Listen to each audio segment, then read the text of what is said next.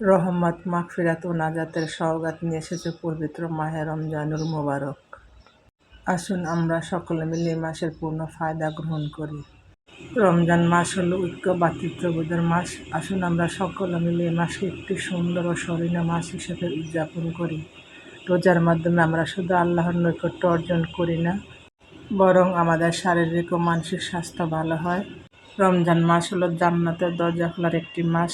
আসুন আমরা সবাই এই মাসে জান্নাতের দরজা খোলার জন্য চেষ্টা করি। এই রমজান মাসে আল্লাহ তাআলা আমাদের সকলের গুনাহ মাফ করুন এবং আমাদের জান্নাতুল ফেরদৌসে বাস করার তৌফিক দান করুন। আমিন। আসসালামু আলাইকুম। কেমন আছেন আপনারা সবাই? আশা করছি আল্লাহর অশেষ রহমতে আপনারা সবাই ভালো আছেন। আলহামদুলিল্লাহ, আল্লাহ তাআলা আমাদেরকেও ভালো রেখেছে। প্রতিবারের মতো আজও নতুন একটা ভিডিও নিয়ে আপনাদের মাঝে হাজির হলাম। আশা করি আমার আজকের ভিডিওটি আপনাদের কাছে ভালো লাগবে। আমার ভিডিওটি যদি ভালো লাগে, আশা করি আমার সম্পূর্ণ ভিডিও জুড়ে আপনারা আমার পাশে থাকবেন।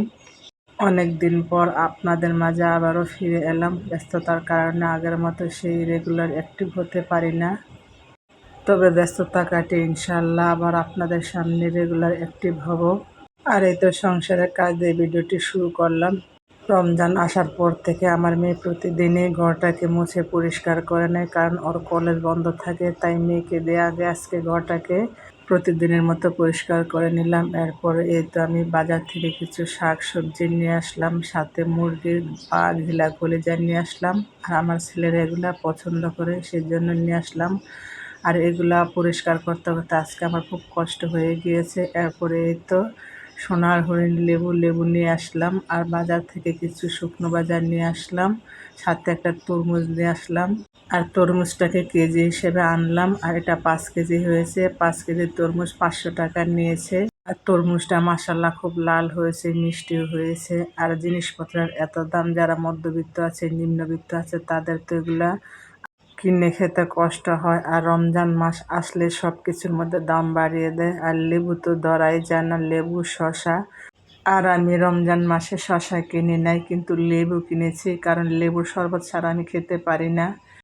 যাই হোক, এরপরে তো আমি শুকনো বাজারগুলোকে রিফিল করে নিচ্ছি। আর এদিকে বেসন, ডাল, বুট নিয়ে এসেছি। আর আমি রমজানের আগে সব কিছু 1 কেজি করে নিয়ে এসেছিলাম, ওগুলা খাওয়া শেষ হয়ে গিয়েছে। আর এখন আবার নিয়ে এসেছি। আর আমার ছেলেরা এবার ইফতারি খুবই পছন্দ করে, প্রতিদিনই ইফতারি বানানো লাগে। আর প্রত্যেক বছরের রমজানের তুলনায় এবারও আমি ইফতারি খুবই পছন্দ করি। ইফতারি না বানালে আমার কাছে যেমন রোজা রোজা লাগে না, তাই প্রতিদিন ইফতারি বানাই। যাই হোক, এগুলাকে রিফিল করে সব কিছু গুছিয়ে নিচ্ছি। এরপরে এই তো গরুর মাংসকে আমি মাখিয়ে নিচ্ছি। আর এটা হলো 2 দিন আগের ভিডিও। আর ব্যস্ততার কারণে যেহেতু এখন প্রতিদিন ভিডিও দিতে পারি না, 2-3 দিনের একটু একটু ক্লিপ নিয়ে ভিডিওটা তৈরি করে নিয়েছি। আর রমজান মাসের মধ্যে একটু কাজকাম বেশি থাকে। তার মধ্যে আবার আমার 2 ছেলেকে মাদ্রাসায় দিয়ে আসতে হয়, নিয়ে আসতে হয়। ওদিকে অনেকটা সময় পার হয়ে যায়। মোট কথা সকাল 8টা থেকে শুরু করে রাত্র 11টা বাজে সংসারের সমস্ত কাজ গুছিয়ে করতে। এগুলো নিয়ে সারাদিন আমার কেটে যায়। আবার আমার বড় ছেলেকে এক মাদ্রাসা থেকে নিয়ে এসেছি আরেক মাদ্রাসায় ভর্তি করানোর জন্য। আর এখন রমজানের মধ্যে ভর্তি করাবে না মাদ্রাসায়, ওরা রমজানের পরে ভর্তি করাবে। সেজন্য বাসায় থেকে কী করবে, তাকে আবার 1 মাস হুজুরের কাছে দিয়েছে প্রাইভেট পড়ানোর জন্য, যাতে পড়াগুলো ভুলে না যায়। তাই রমজান শেষ হলে তাকে ভর্তি করাবো। সেজন্য তাকে সকালে আবার বাসা থেকে 9টার সময় দিয়ে আসি, আবার দুপুর 2টার সময় নিয়ে আসতে হয়। আর ছোট ছেলেকেও 9টায় দিয়ে আসি, আর 12টায় নিয়ে আসতে হয়। এরকম করতে করতে রমজানের মধ্যে সময়ের সাথে কাজ করে পেরে উঠতে পারি না। সেই জন্য আগের মতো রেগুলার ভিডিও দিতে পারি না, তবে ইনশাল্লাহ চেষ্টা করব আগের মতো রেগুলার হওয়ার। যাই হোক, কথা বলতে বলতে তো আমার গরুর মাংস কষানো হয়ে গিয়েছে, এর মধ্যে ঝোল দিয়ে দিয়েছি। আর আমার ছেলেরা মাংস খুবই পছন্দ করে। আর আমি রমজানের মধ্যে একদিন আমি মাছ রান্না করে নিই। যেই কদিনই রান্না করেছি মাংস, মুরগি এগুলো রান্না করে তাদেরকে চালিয়ে দিয়েছি। একদিন রান্না করলে তারা 2 দিন মাংস দিয়ে খেতে পারে। আর মাংস আমার কাছে একদমই ভালো লাগে না, সেজন্য আমি সাথে ভর্তা, ভাজি এগুলো করে নিয়েছি, আর তারা মাংস দিয়ে খেয়ে নিয়েছে, এই আর কি। আর বাচ্চারা যেটা পছন্দ করে সেটাই রান্না করার চেষ্টা করি, তা না হলে অন্য কিছু রান্না করলে খেতে চায় না, মন খারাপ করে থাকে। তাই সর্বদা চেষ্টা করি ছেলেমেয়েরা যেটা খায় সেটা রান্না করার। যাই হোক, এরপরে এই তো ইফতারের জন্য ইফতারি রেডি করে নিচ্ছে। আর আজকে ডিম চপ বানাবে। আর আমার ছেলেরা ডিম চপ খুবই পছন্দ করে। বিশেষ করে ডিম চপ, আলুর চপ এগুলো খুবই পছন্দ করে আমার বড় ছেলে। আর ছোট ছেলে বেশি একটা ঝাল খেতে চায় না, ওই খাবার খেলে শুধু তরমুজ, শরবত এগুলা খেতে চায়।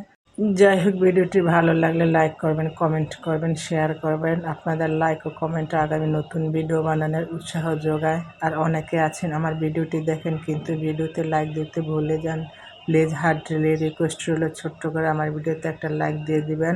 আপনাদের একটা লাইক এই ভিডিওটি আরও 10 জন মানুষের কাছে পৌঁছে দিতে সাহায্য করে। আপনাদের জন্য অনেক কষ্ট করে ভিডিও বানাই, একটা ভিডিও বানাতে অনেকটা কষ্ট হয়, তাই আমার কষ্টের কথা বিবেচনা করে আমার পুরো ভিডিওর অংশ জুড়ে থাকবেন। কেউ ভিডিওটি টেনে টেনে দেখবেন না, হয়তো দেখতে দেখতে ভালো লেগে যেতে পারে, আর ভালো লাগা থেকে ভালোবাসার সৃষ্টি হয়ে যেতে পারে। আর জানি না আমার ভিডিওটি এই পর্যন্ত কারা দেখেছেন, যদি দেখে থাকেন প্লিজ আমার ভিডিওতে একটা লাইক দিয়ে যাবেন। আর যারা আমার চ্যানেলে নতুন এসেছেন, যদি আমার ভিডিওটি ভালো লেগে থাকে প্লিজ আমার চ্যানেলটি সাবস্ক্রাইব করে আমার পাশে থাকবেন। যাই হোক, কথা বলতে বলতে এদিকে আমার মেয়ে ইফতারগুলোকে তৈরি করে নিয়েছে। আর রমজান আসার পর আমি একদিন শুধু ইফতারি বানিয়েছি, আর প্রতিদিনই এখন মেয়ে ইফতারি বানিয়ে নেয়। আর আমার মেয়ে যখন বাড়িতে ছিল তখন একদিনে কোনো কাজ করে নাই, আর এখন আমার কাছে আসার পর সব কাজে একটু একটু করে শেখার চেষ্টা করতেছি। আর নানা নানির বাড়িতে থাকলে একটু আদরই থাকে, নানা নানির কথা শুনতে চায় না, আর আমার আব্বা আম্মাকে একটুও ভয় পায় না। আর আমাকে ভয় পায়, সেজন্য বাসায় আসলে কোনো কিছু বললে করতে চায়, আর আমিও দেই করার জন্য, কারণ মেয়ে মানুষ সব জায়গায় কাজ করতে হয়। এরপরে এই তো আমি তরমুজটাকে কেটে নিলাম। আর তরমুজটা মাশাআল্লাহ খুব সুন্দর হয়েছে, খেতেও খুব মিষ্টি হয়েছে। এর আগে একটা তরমুজ এনেছিলাম, ওই তরমুজটা বেশি লাল হয় না, সাদা সাদা হয়েছে। আর আমার দুই ছেলে মাশাআল্লাহ তরমুজ খুব পছন্দ করে, আর আমার ছোট ছেলে বিশেষ করে খুবই পছন্দ করে, ওই কাটা থেকে শুরু করে ইফতার পর্যন্ত নিয়ে নিয়ে খায়।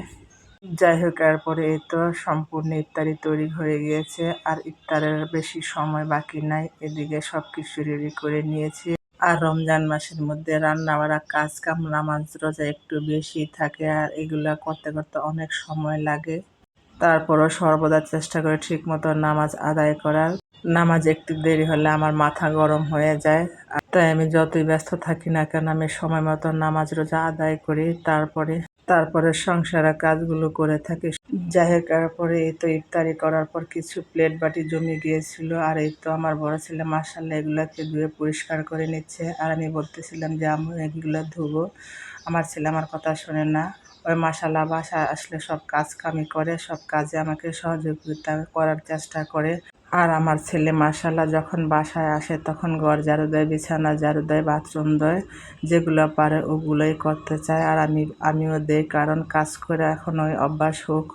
শুধু আমার বড় ছেলে না, ছোট ছেলেও কাজ করতে চায়। যখনই দেখে ওর বড় ভাই কাজ করে ওইও কাজে লেগে পড়ে। ওই বুঝে যে আমি কাজ করলে আমাকেও আদর করবে, ভাইকেও আদর করে, সেজন্য দুই ভাই কাজ নিয়ে প্রতিযোগিতায় লেগে যায়। আর মাঝে মাঝে আমার ছোট ছেলে এমন কথা বলে, ওর কথা শুনলে আমি অবাক হয়ে যাই। মাঝে মাঝে আমি ডিপ্রেশনে চলে যাই, কোনো কিছু ভালো লাগে না, কিন্তু মাশাআল্লাহ আমার ছোট ছেলের কথা শুনলে আমার মনটা শান্ত হয়ে যায়। যাই হোক, সব কিছু আল্লাহর নেয়ামত।